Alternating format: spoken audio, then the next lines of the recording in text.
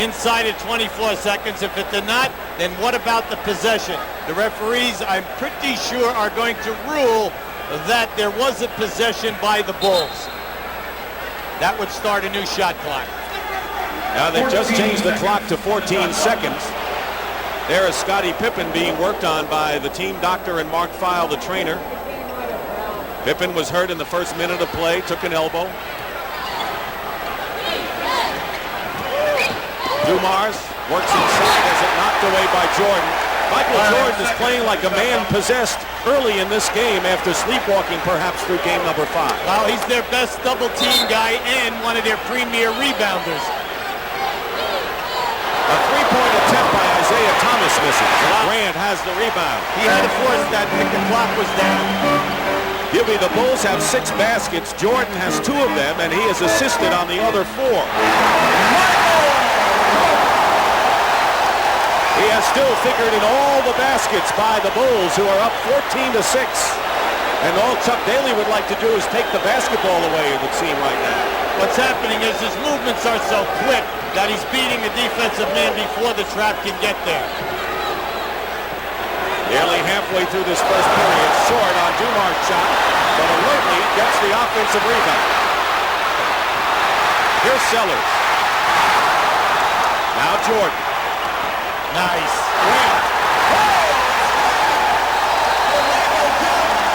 Timeout, Detroit.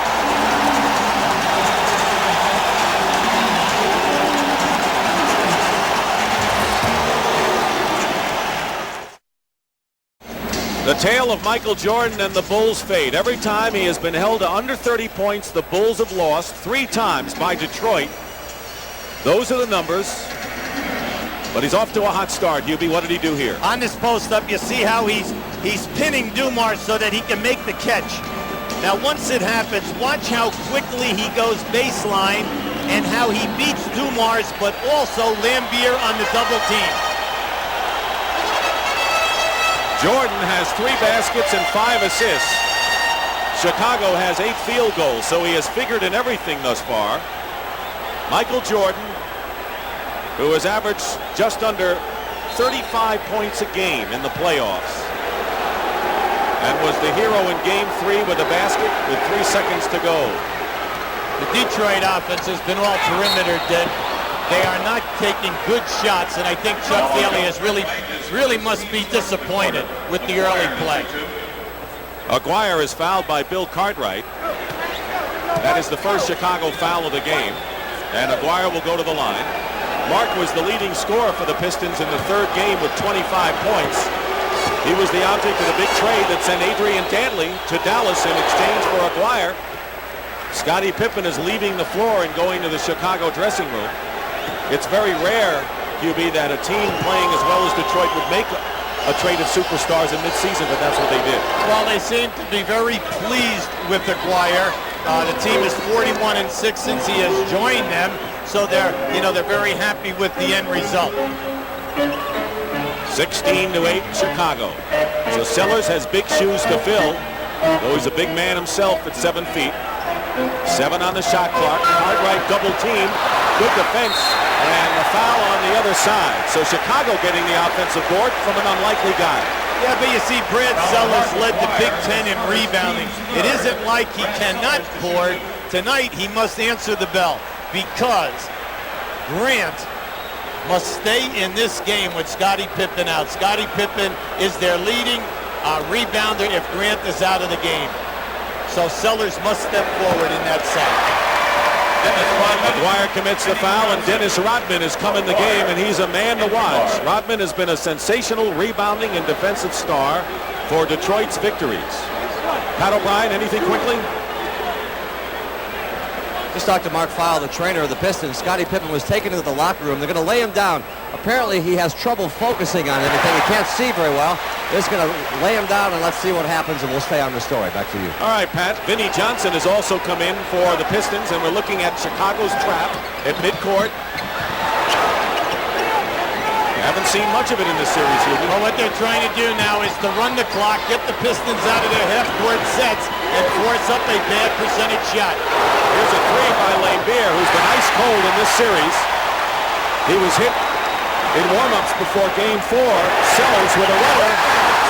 And Brad Sellers has come off the bench for Scottie Pippen, who's in the dressing room and has scored 8 points. And what a boost he has given Doug Collins' Bulls.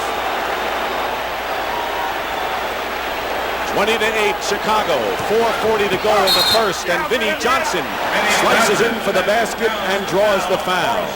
So here's the guy who scored 16 fourth-quarter points for the Pistons in the last game, and Horace Grant commits his first personal foul.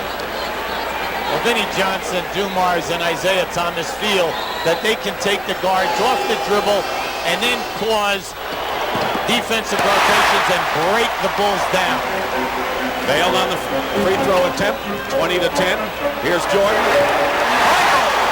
He's a different man tonight, Dick. A lot of people thought maybe Michael Jordan was sensing I have maybe 2 good games left in me. Maybe it'll be 6 and 7. But the Bulls have to win tonight to force a 7th game. Here's Isaiah Thomas. Tipped up and in by Rodman. Dennis Rodman. The pressure without Pippen in there is a key rebounder. Sellers and Grant must play big in there and help out with Cartwright and Jordan on the board. Jordan hits another jumper. He has 10 points. Look out. And he is on line for a huge scoring effort tonight, with just under 4 minutes remaining in the first quarter. I like this strategy by Collins. Slices through. Here comes Grant. Sellers. And they'll call an offensive foul, loose ball foul against on Brad Sellers for the Bulls.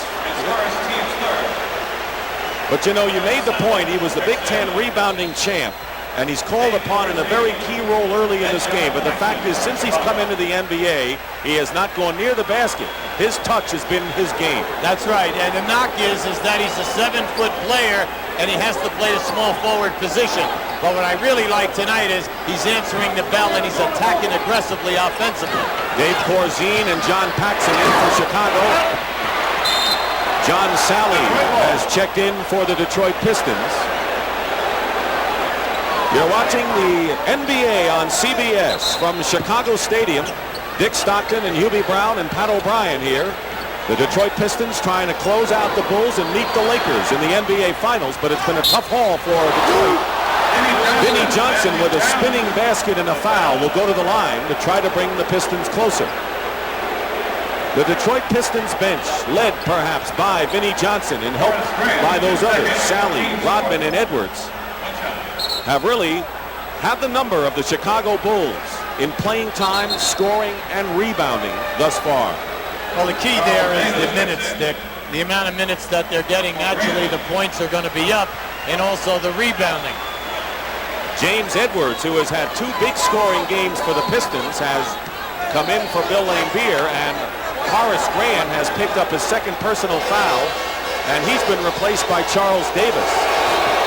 So you're right, without Pippen, they can't get Grant in foul trouble, and he's on the bench with 2. Well, that is a key move. Jordan ducks in behind it, Davis. Turnover. Here's Vinnie Johnson defended by Paxson, and it looked like he won. He did. Well, what he did was he was out in front, and he was concerned about getting Paxson off him, and he put out that left elbow and moved Paxson, and by doing that, it forced the turnover. Just under 3 minutes to go in the first quarter. Paxson guarded by Thomas. Offensive foul against Paxson, pushing off, and a good call. Excellent anticipation by Isaiah Thomas that time, using the sideline to help him to cut off that lane, forcing a charge. Chuck Daly has to make sure with the lineup he has that he has enough scorers in there. He has a fine defensive unit, and right now Edwards, Thomas, and Vinnie Johnson are the scorers. Good pick and roll move. Johnson, but Sally missed it. You can't miss those. That should have been a 2-handed dunk. It was too casual. Jordan gets hit hard in the paint and is fouled. He'll shoot 2. You know, I read his eyes that time, Dick. And when he went down in there, it looked like he was going to pass that ball, but then he decided, I'm taking it all the way. There it is, right there. John Sally's first foul. Each team has 4 team fouls. When you reach 5, it's a penalty, and it's a 2